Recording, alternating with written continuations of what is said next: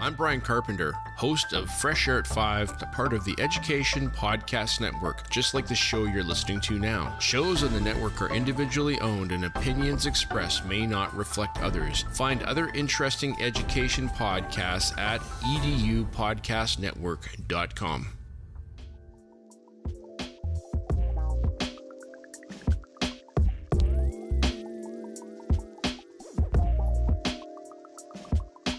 Hello and good morning, everybody. Thank you so much for joining us on this beautiful Saturday morning. Wherever in the world you may be, it may be Saturday morning, it may be Saturday afternoon, or well into Sunday. Wherever in the world you are, thank you so much for joining us today on My EdTech Life. And I am excited to be here with you. As always, Saturday mornings are things that I look forward to the most, where we can amplify creativity, we can amplify educator voices, we can amplify creator voices. And obviously, our mission, our vision, and our passion is to connect everybody one show at a time. And talking about connections, today I have the wonderful privilege of interviewing an amazing guest. I am so excited. We had such a fun time on the pre-chat that could have been just a podcast all on its own, but I am excited about the energy that we will be talking about today. And as you know, ladies and gentlemen, the school year has just started. Many of you are already doing data point assessments and gathering data for state testing and doing all of those things. But my question to you is, how do you allow students to have creativity in the classroom? How do you allow them to have fun and engage them while they're learning? And so today's guest, Eric Thorstensen, will be here with us today, and he's going to share a little bit about his background and, of course, just Strawbees as well. We will be talking about Strawbees and Fungineering in the classroom. And that's something that I love that Eric says, because our students need to have fun while they are learning. So thank you so much for joining us today. Eric, how are you this morning? Oh, I'm great. And even greater to be here and join you in this wonderful, inspirational session. You know, as you said, the pre-talk was almost like a podcast in its own. Yes, Wonderful. sir. Yeah. Yes, sir, it was. So, Eric, just for our audience members that are going to be joining us right now or going to be listening to the show later on, Eric, if you can give us a brief introduction as to who you are, your background, and then just kind of let us know a little bit as far as how you kind of made your way into the education space. Yeah. And this is the hardest thing, the brief, because there's so many points that made you end up where you are now. So I'm going to pick, let's see where we end up. But one big thing that I kind of like to land in when I talk about my journey is like, there's a couple of pivotal moments. And one was pretty early. We moved to London. So I grew up in London when I was like between 3 and 6 years old, which means that I started school earlier than we do in Sweden. So when I came to Swedish school, I thought I was smart. And if you think you're smart, you want to learn things like you think you can learn. That's a self-propelling thing. I mean, that's the thing. I think that something happened there where I thought I was good at learning, and that's a self-fulfilling prophecy. That's like pivotal moment number one for me, which can also be a setback in many ways. But for me, it actually opened up something. And I've always thought of like the next big thing is like I learned how to build model airplanes and stuff, and that just fired up my interest in physics and playing and like testing stuff, and that will come into play later, because that made me like later in life want to build airplanes, like large scale airplanes. That's why I actually chose the path towards mechanical engineering, because I wanted to build aircraft. But turns out when I started studying, like this comes back to the thing when I said I think I knew stuff too much, or like I thought I was good at learning. Everybody who studies something really hard will experience the same moment of, okay, I'm the dumbest person in this room. And especially an engineer, that everybody feels if you get slapped in the face from, oh, okay, all of a sudden the level is super high.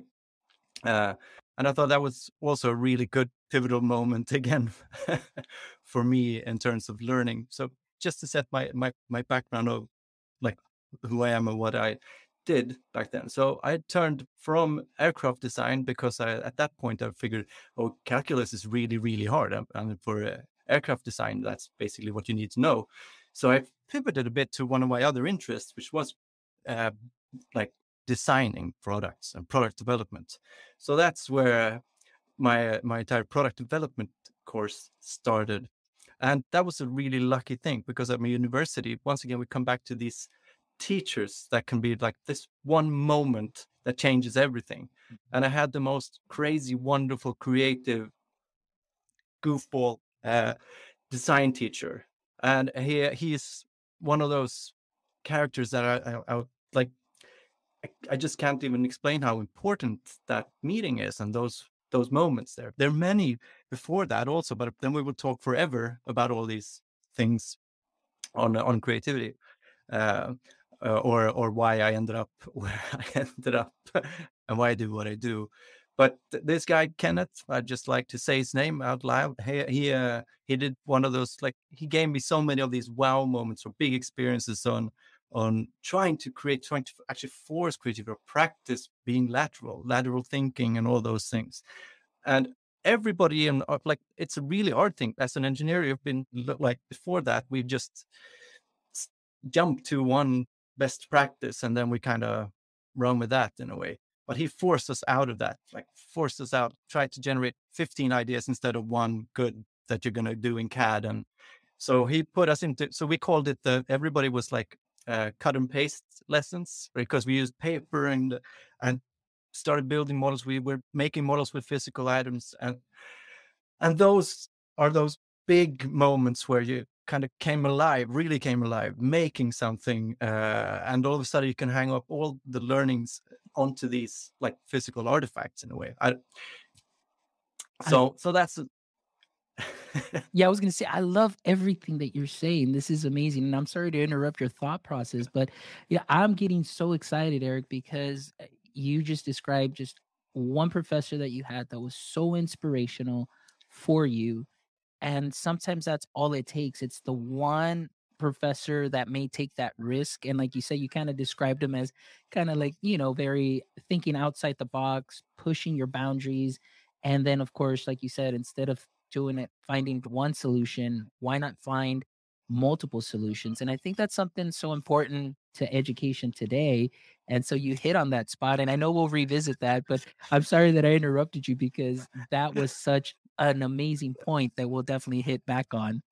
and I think that's something that comes back to all of us, like these moments, what opened up something. It's like one of the wonderful things. But so you see, there's a lot of stuff that happens here, and I was also, what I haven't said, like there's so many things to the journey. Like my dad started a company when I also, like, just before going to university, or like around 12, when I was 12, which meant I was an entrepreneur, so a little bit less money.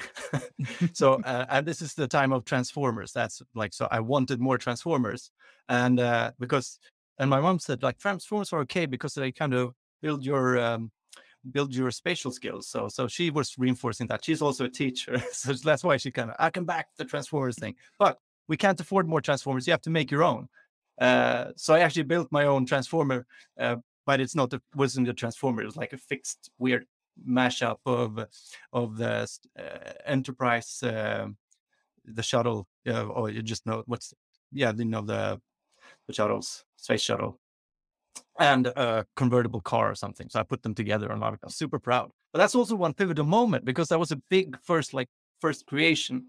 But let's jump back to university and post-university. So what happened was, like, I was really supposed to work at one of the Swedish big companies or something. And I did a lot of extracurricular stuff, and I sang and entertained. So I had this weird I was actually practicing this creative side even then.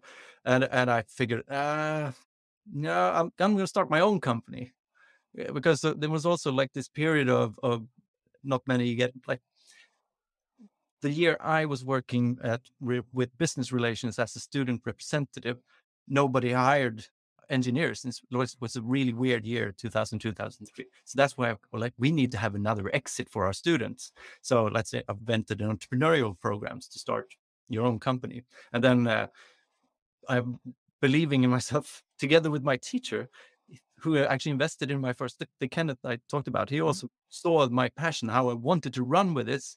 So he said like, okay, I can put in a little bit of money.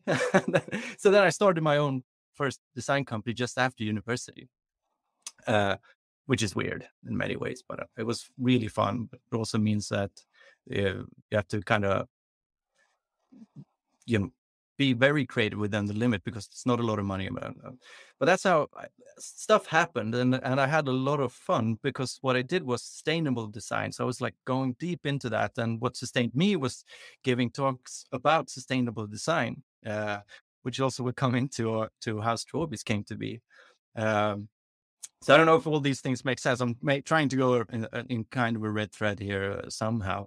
But what these are big moments for me. So that's what comes up here is that. And so I which is a really weird career path for an engineer.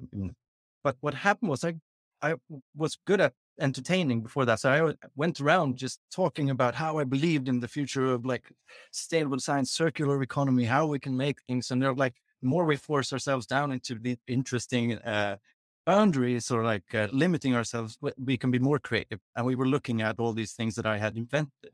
So I ended up being very like kind of public in a way. I went on Swedish TV talking about this and all that stuff. And this is before, like, I don't know how to describe it, but we were developing lots of products that went really well. We made newspaper collectors from old tennis court materials. So we recycled materials, and we got a lot of media for that. So we were actually Christmas present of the year in Vanity Fair. This must have been 2009 or 10, but we only sold 500 because they were too cheap, like too low cost to be something that felt exclusive, and too high cost to be a good bargain. And then it's like recycled materials. So it's a weird thing, but it was a good story. And that's what we were doing then. But during this time, because I was talking about this, I ended up some kind of whirlwind straight into the science education world, because I also love my love of flight and all that physics. I've always loved physics, which meant it was super easy to take that in. That my brain was hyper open when I was like learning that. And I'm also, when you're so passionate about something, it's easier to also pay it forward, or like joining in this whirlwind of learning physics. So I ended up in the science like science centers and stuff. There's probably the same in the US. I've been to Exploratorium and some things like that around Europe.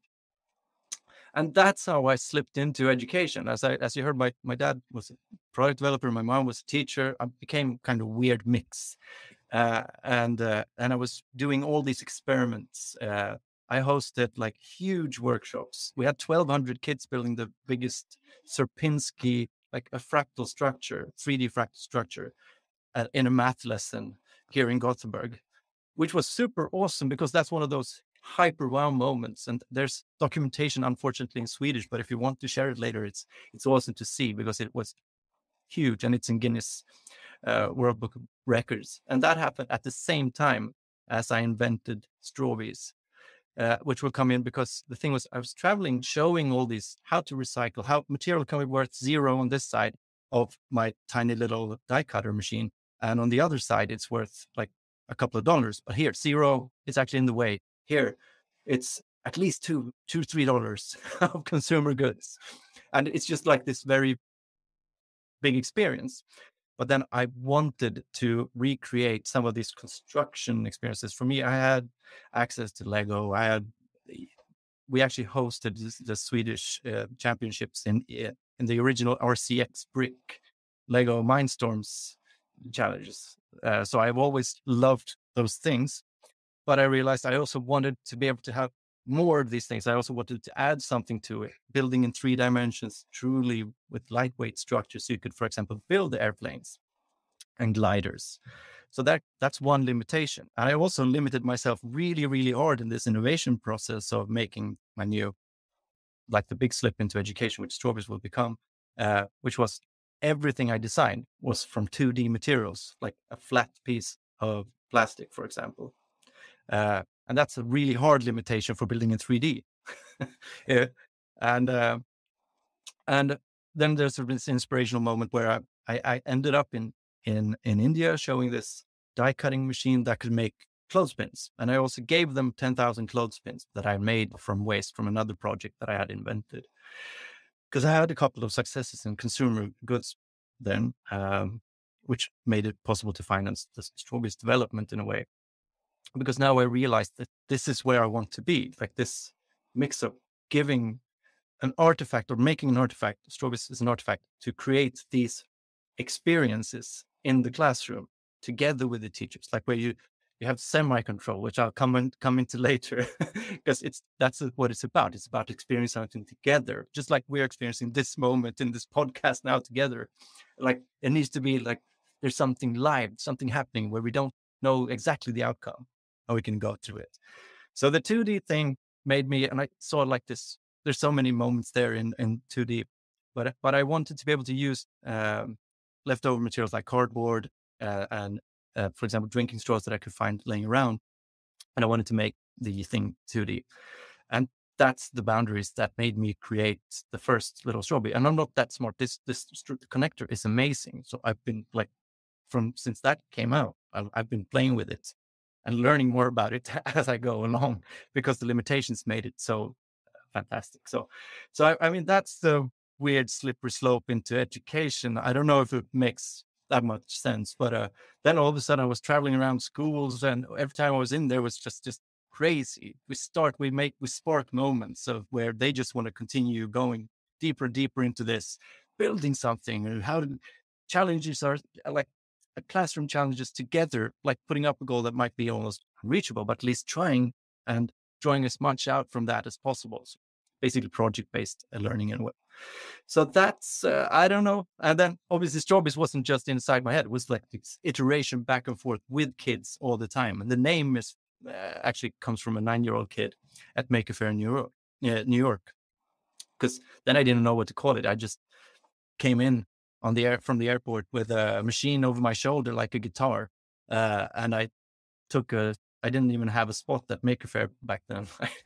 I just had a ticket, and I saw an empty table. So I put up my little machine there and put out some straws and made lots of connectors. And then kids just swooped in, because it's so visual and visceral. Like you see that the structures become big really fast.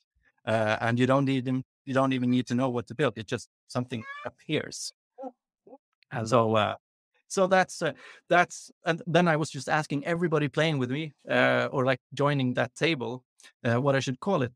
And then obviously somebody from this Maker Faire, I know Dale now after the fact. So but they saw like, this is a great, what station is this? I'm just a visitor. I just found this table and I set up, and then like you need to have a table because Maker Faire is about making even more makers. So that's the origin of Strawbees. And we're just playing around, and this kid comes back on the Sunday because his mom was also like hosting a Maker Faire somewhere up north. I actually have all the names and stuff in the Kickstarter video, but his name was Chris, but he came back on Sunday and said, you should call it Strawbees because it connects straws. It can be anything. And it sounds like strawberries, and everybody loves that. And I'm like, I'm just crashing. And those are the wow moments for me. All this, like, because it sparked. He couldn't stop thinking about it, and he's been thinking. So he was thank you, Tiny Copywriter. You're part of the story forever. And I sent an Infinite Kit, which is the machine, and I should actually reconnect to him now. Would be really fun. Maybe next time he can be in the. But yeah, maybe next time we can bring him on the show next time. That would be awesome to see, because now it's gone some time since then. That was 2013.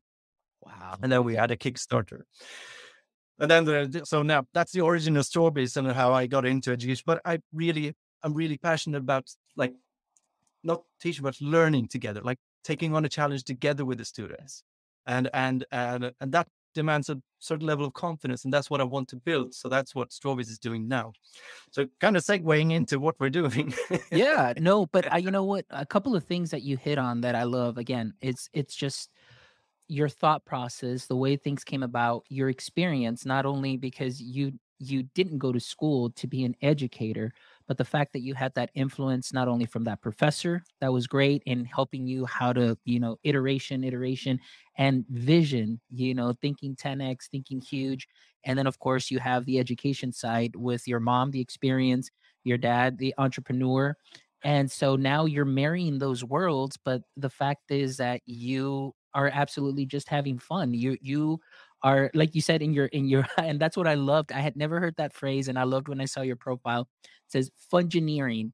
And I love it because you're continually thinking of how can I change something like this that, like you said, may seem something that is of no or little value to somebody, and change it to something that can be valuable, whether it's useful in a day to day or as anything presented something different. You're creating that transformation, being innovative all at once. So I absolutely am taken back by your experience, your background, and now how you've been able to bring those worlds together and get into the education space. And that to me is something that's very important because I see your vision as being, like you said, you want to create other makers, but you also want to enhance the learning experience along with the teachers, build that confidence. And also, even with building that confidence, there is a little bit of that vulnerability that also for teachers, like it's okay if you don't know this 100%.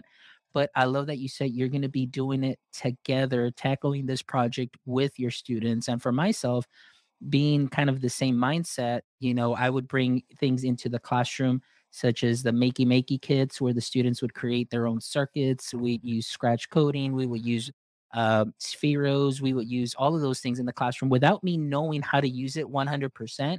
But I kind of had an idea and I know how I can tie it to the lesson. But I said, okay, this is what we're going to try. We're going to learn it together, but it is going to tie to the learning. And that was just the ultimate goal of allowing students to create, have fun, be able to still learn what they need to learn, but have that hands on approach that makes it very exciting. So now, Strawbees, like I said, I've been familiar with Strawbees for a couple of years because I would see the booth at TCEA.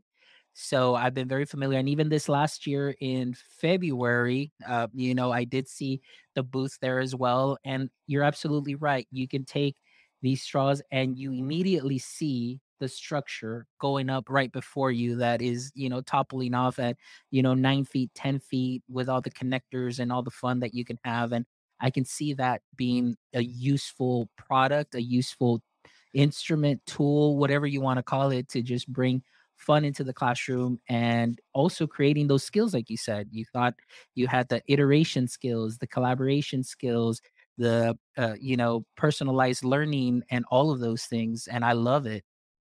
Yeah, and also like there's so many things here that which like I'm just gonna look into some of the things where the things I wanted to from my point of view that I wanted to add, which is actually the value of all of us building this thing. If it's too rigid, the system, they will become the same. So which it's not a bad thing. That like that's why I wanted to add something different. Which means like with Strawbees, even though you all follow the instruction to the T, there's micro changes between them. Like you can put them in the wrong angle and then it will appear differently. It will.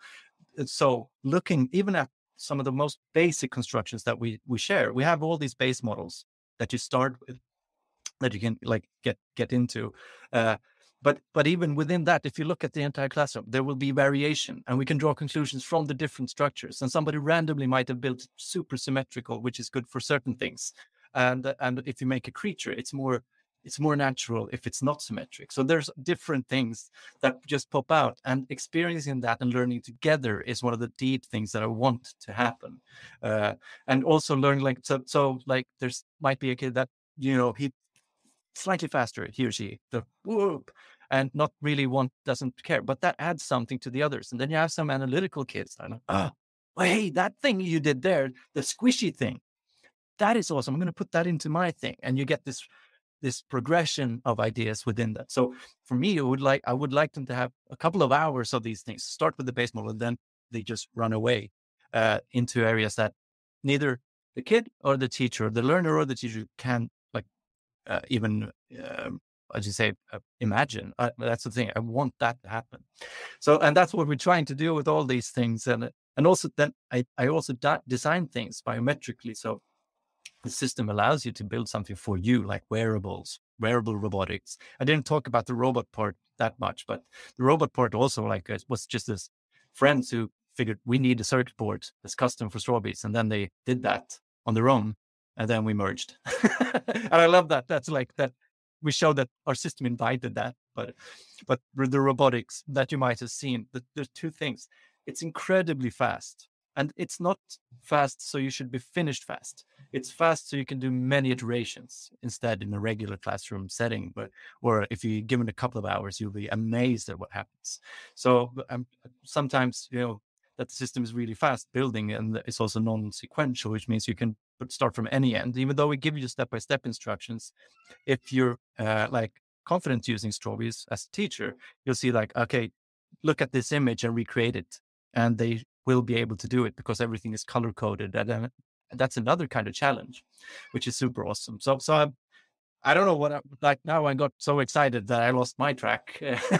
No, but it's okay. Like what you're But if saying you is follow- just being able to describe something different, because I know you and I talked in the pre-chat, and what Yeah. you're describing sounds something that is amazing. And I myself personally, if I'm still in the classroom, I would still love to be doing this, because again, I can tie it into the curriculum, because the possibilities are endless. And that's what I love that you're saying about your product Strawbees, and about the vision that you have, that although it may seem something that may be rigid as far as follow the instructions and the directions, but at any given time you can go at any direction and you're going to come up with something that's going to look a little different, or a different iteration, or you're going to have some students that are like, wow, like thinking outside the box.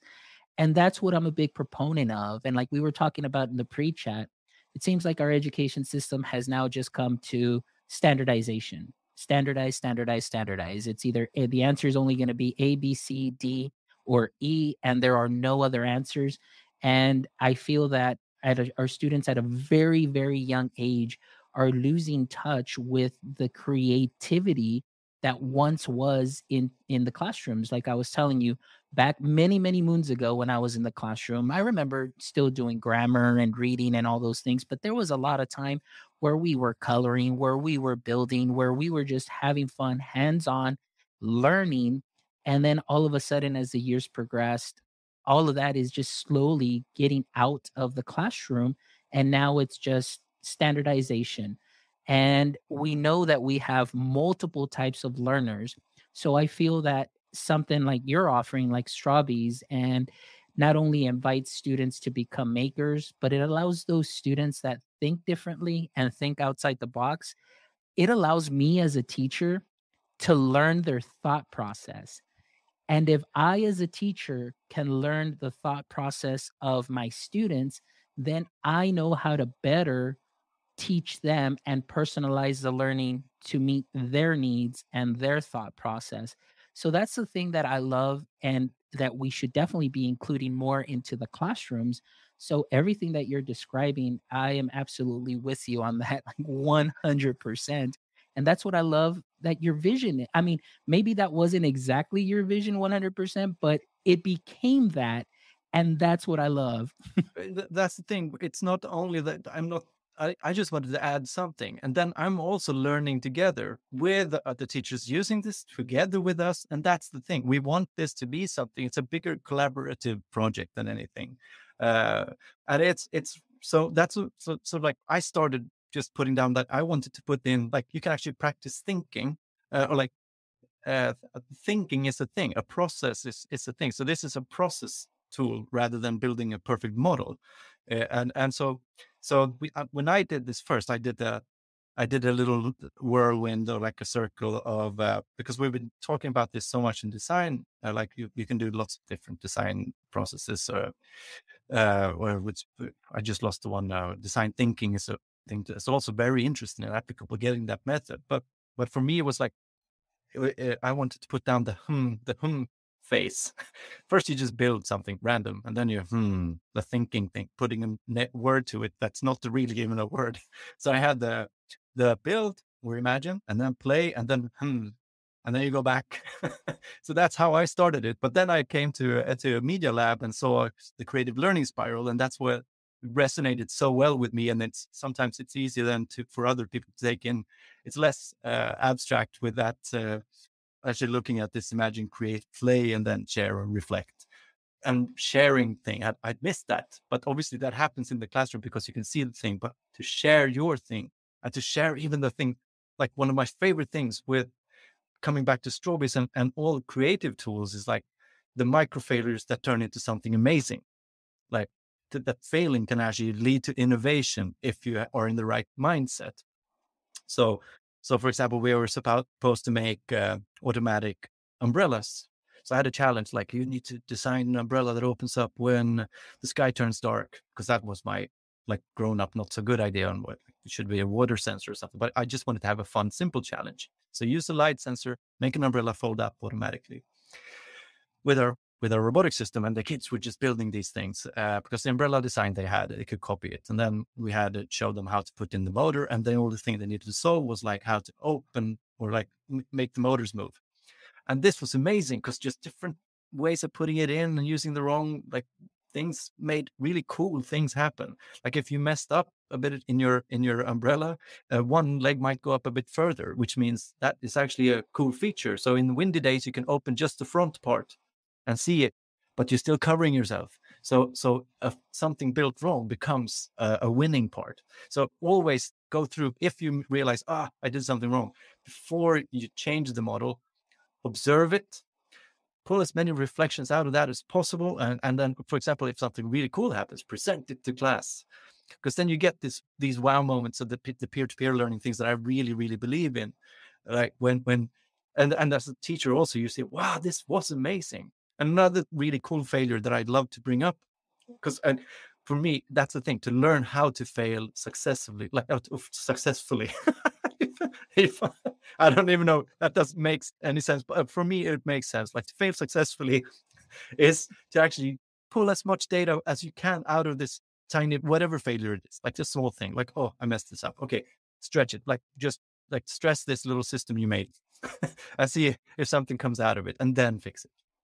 I love that. You know, and there's oh, I'm sorry. I just, it's because I got so excited with that point, because I want to hit on that real quick before we go on, because you talked about failure being an important, something that's important when you're building and you're iterating and for yourself. You know, I want to ask you personally, how have your failures become stepping stones to success? What are some things that you have learned from failing? And then, of course, not only just within the product, you know, and the things that you do, but just overall, you know, what is your vision of failure and how can it be that positive thing that you see?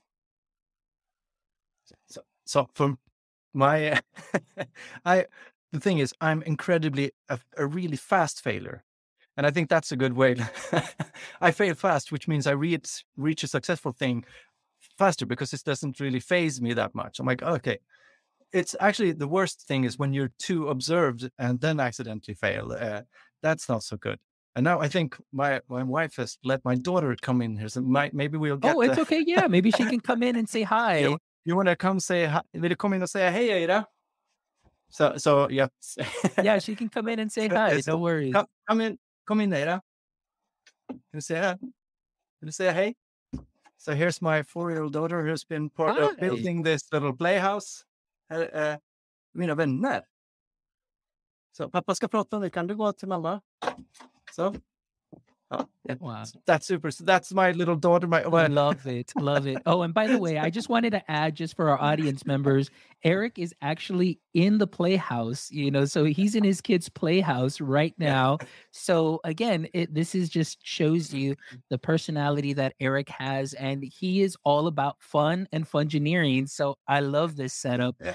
But Eric, going back to what you were saying, as far as being a fast failure, but getting to success faster. Yeah, that's the thing. I really believe in the art of prototyping, to actually test something, test an idea, implement it faster, and don't be too afraid of the prototype not being like great. That's the thing. Be more afraid of thinking too long before you implement. So because we need to add that, we want to add something, because it's great to have a plan and then implementation. I don't want to take that away, but it's also practicing the art of making a prototype to describe an idea.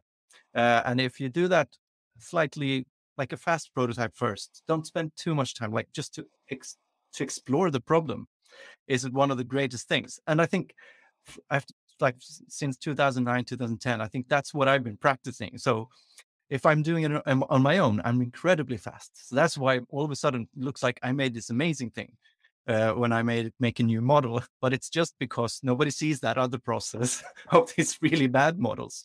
And that's the thing. So, but then also when you're a designer, as a designer, you're also like scrutinizing your own way of drawing. So you lock up when people are looking at you drawing on your paper.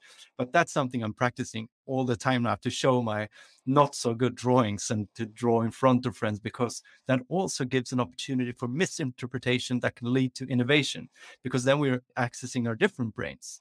So you see something that's smarter than what I drew, or like that you add something to this process. Which is also one of the things I really believe in terms of Strawbees.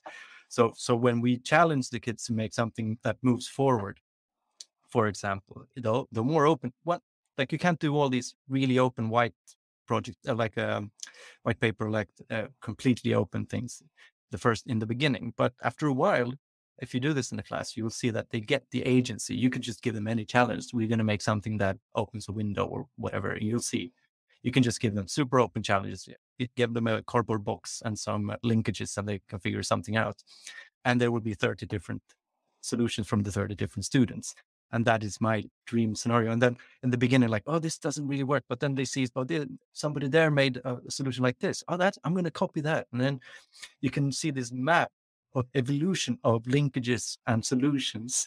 And they get really fluent in it. And I think that's what I've done myself. That's where I'm not faced by that failure. And I see that every time I do something that's not good, there's almost always something great to take out of that and put in another context. So failure is actually more contextual than like, if you're in an interesting subject, but it's more contextual than it's actually a true or false thing. Where if you take the umbrella that I was talking about when I lost track there before, one of the nicest failures talking about this context of failure is that, so one student, my definition was like, when it's dark up, the umbrella should fold up, because the dark sky is right, like, so if it's sunny, it's not a really good, but it's an okay, just first statement. So this is the system you're designing for. But then some students mixed up those two variables. Like, so when it's dark, it opens up or closes instead. And when it's bright, it opens up. There's a couple of cool solutions here that when you observe this system, so that's why for me, because this was I was guiding this workshop when we were testing it with teachers, together with teachers and students. So they showed this one that went the wrong way. And then immediately, this is the perfect example of this is only a contextual thing. Because if the thing is, if it turns bright, it opens up. And then when it's dark, it goes down. What is that? That's a parasol, automatic. So we could just change the name. Instead of an umbrella, it's a parasol. That works perfectly.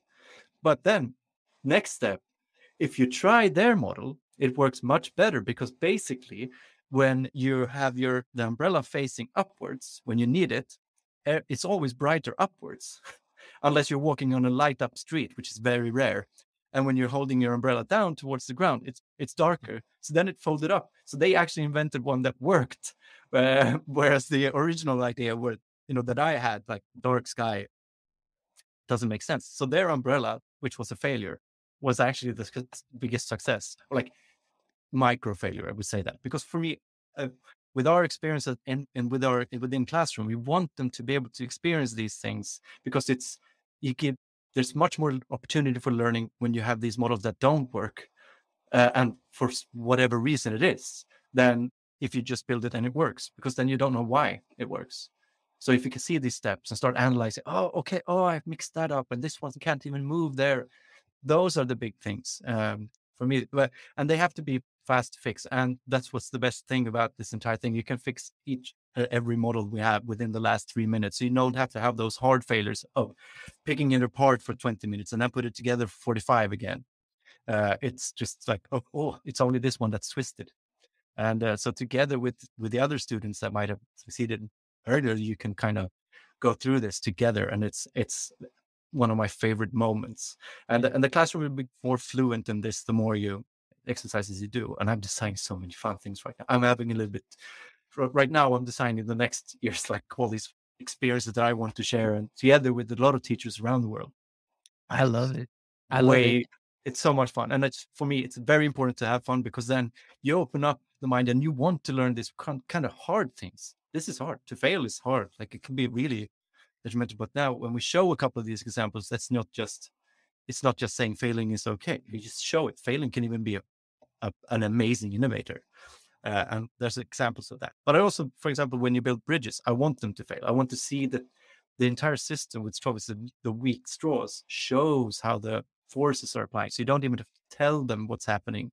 You see it, and you intrinsically start building this kind of vision, internal or gut feeling of engineering, because it's like building in the forest, like I did when I was a kid, that I didn't go into. It was very important, like sticks and their flexibility. And a shorter stick is way stronger. Okay, so I needed, those experiences are what I want to recreate in Strawbees. And I'm really happy where we are right now. No, but see, I love that you're saying, and one thing that I wanted to add as far as the failure piece, I mean, there was one time when I got asked, it's like, what, share a moment when you and a team failed, and I didn't know what that was, and not because I've never failed, but I don't see failure as like, "Oh, I'm done, and this didn't work out the way it was." There's always success and failure, but I think some people have a vision of failure that it's like, "Oh, it didn't work and that's it," and so on. But I love everything that you're saying, that even in those little micro failures, those little missteps, there has been so much success in those things, and innovation, because like you said, what was once supposed to be an umbrella, now it's a parasol. So there was a success there. It's all in the context and in the way that you create it and spin it. So I love that, Eric. And I think one of the things that I am taking from you today that has really filled my I guess my bucket, you'd say, with joy, is the fact your enthusiasm for creation, your enthusiasm for creating something that is tangible, that can allow students to think outside the box, help teachers also continue to bring those skills to the students as far as iteration and thinking big and having that 10x and design thinking. And I absolutely love that. So thank you so much for what it is that you do for our educators and our students, through your product, because this is what we need more of. We need our students to become critical thinkers and collaborators, and, building those skills that they're going to need for the future of work. Yeah, like that thing. That's the big thing. Getting these wow moments and building the power of observation and confidence in observation, like daring to look at this and then you go back fixing it. Because those are the biggest, like, you can see that happen in the classroom. You see the energy change in the classroom. All of a sudden, all this is worth something. And it's so amazing. So I don't know if it made sense. Yes. I'm having too much fun talking with you. Absolutely. All right. So now that we're getting ready to wrap up the show, I always like to ask our guests the following 3 questions, Eric. So before we do that, I will give you some time to share, your contact info and share where they can follow you and learn more about Strawbees. So if you're tuning in, make sure that you stick around till the end, as Eric will share how to get in contact with him. But Eric, let's wrap up here with the following 3 questions. And question number 1 is, in the current state of education, what would you say is your edu kryptonite? What is it that makes you weak? Like Superman and his kryptonite, the kryptonite made him weak. What is it right now that you may be seeing that kind of makes you weak? Well, it's just the stress that you don't get the time to fail. For example, for me, that's if you stress too much, that you have to go through this fast, and then there's no room for that. That would stop even me. Like and even that thing, like if you're just testing where you know the answer and you're just testing me on the answer, I will freeze up, because it's a different thing than asking a question and we try to answer it together. So we can learn together. To show the students, for example, how I learn is passing on something much more profound than like just testing. So for me, it's like that stress thing in combination with getting like both. But then once I get confident, like in the classroom, if we have a nice class setting, that would be okay. But for example, now if you'd ask me an advanced engineering question, that you know the answer of, I could freeze up. That's the kryptonite for me. Like, even though I know when I can implement that, I can do all these things, but then I start second guessing myself, and you get into this negative loop instead. So that's what I want to build, these positive loops together, in like learning and having fun together. Excellent. Love it. That's a great answer. All right. Question number 2, Eric. All right. If you could have a billboard with anything on it that people drive by each and every day, what would you put on that billboard and why?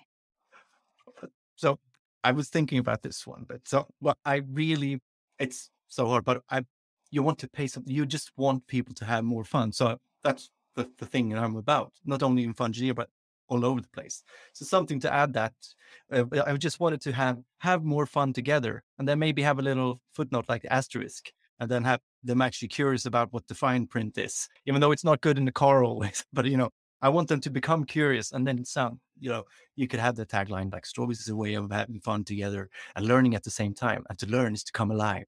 So you have this secret sauce somewhere underneath. Oh, But yeah. So kind of, that we've talked about, I want to just spark curiosity, and then all of a sudden you can't stop the students from learning. Like, that's the thing. We just create these moments over and over again where they're just hunting further. I love that. I love that. Well, maybe, in this case, we could have maybe just multiple signs. So the first one would be like, have fun together. And then the next one would be like, do you want to know how? And then the next sign, then you can go ahead and put that. Could be a sequence. And it could be a sequence. I can definitely see that. Here in Texas, sometimes as we're driving down, you'll see a sequence, and it's really eye-catching because as you're driving, you can kind of see the message. Yeah. So I can definitely see that happening there. I love that. Well, just as long as it sparks some joy. That's yes. Get into it. We need to have more fun, because that also makes us more like, we're more solution oriented, because that's the thing, playing with that an idea or a solution. It could be problem solving, but it could also be just, okay, I need to remember that I should have fun with my kids or with my friends or whoever. So have more fun together. You can have fun on your own too, but I like the together thing. I love that. All right, Eric, here's the last question. Let's say, Eric, this was the Fungineering podcast with Eric as the host. All right. And you're the host. I am your guest today. What would be one question you'd like to ask me? So that's actually the thing. I would love to hear, what's your biggest wow moment or learning experience, like from your, like, it could be recent, it could also like what you remember. What is one of those moments that you remember when learning was just like, because there are some in my life, but do you like, that's the question I would love to ask, and it can be anytime. Yeah, I think for me, the biggest wow moment was when I moved from teaching high school to teaching elementary. And when I came to elementary, I had more time with my students because I taught math and I taught science. And so the wow moment occurred was when I learned how to implement Chromebooks. And at the time, we had like little mini like computers. They weren't real, they're kind of like Chromebooks, maybe not really. And we started just kind of using them, having the students work with that. And then I started learning more about coding, like at least through Scratch coding, and bringing that into the classroom. That one was one of my biggest wow moments, not only for myself professionally, but for my kiddos in the learning process, because going back to that vulnerability piece and not knowing everything and being okay with it, I learned from my students, but to allow them to create, and the things that they were creating through the coding process really blew my mind at such a young age and so early into like Scratch coding. I was just wow, because I was able to learn from them. And I think for myself, that was the realization and the moment that I said, you know what?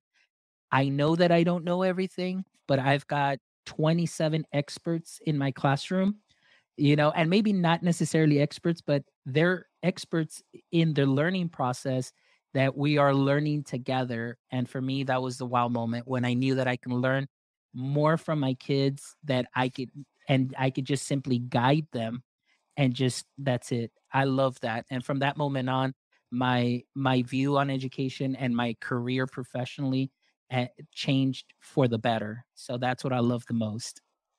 Amazing. Yes. Amazing. Yeah, just recognize it just resonates. But that's the thing.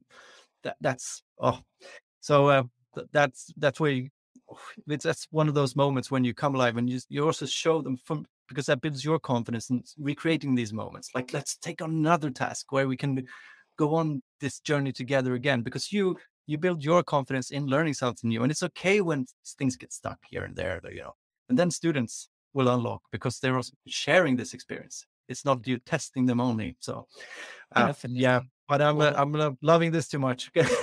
I love it too, Eric. Thank you so much for joining me this morning from your playhouse. It has been amazing. I loved your pre-chat. I love this whole chat. I love your thought process. I love your thinking. I love what you're trying to do, and how what you're doing through Strawbees and all the other products that you're creating, and being able to bring that into the classroom, what it does for students, what it can do for teachers, which is really bringing the fun back into education while still learning very important skills. But it's that hands-on approach. So thank you so much, Eric. I appreciate you. And before we wrap up, Eric, can you let our audience members know how they can get in contact or learn more about Strawbees, or how they can go ahead and contact you directly? Yeah.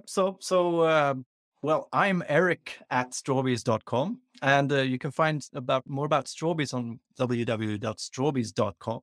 But then I also, I'm such a bad Twitterer, but I'm going to start now, and I'm going to start more of my social, because I have so many moments that I want to share. And they're not only locked into Strawbees. Like, this Playhouse is going to be an article, because there's like 40 science experiments in here. So I really want people to be able to join me. And I think my Twitter handle is like Inventor Eric, but we could Eric Inventor. That's the thing. You see, it's not Yeah. good. My It's social, it's Eric but Inventor on Twitter, yeah. and I'll go ahead and share that here in the chat. Also, that way you can go ahead and follow Eric, and it'll be in the notes too for I- the show.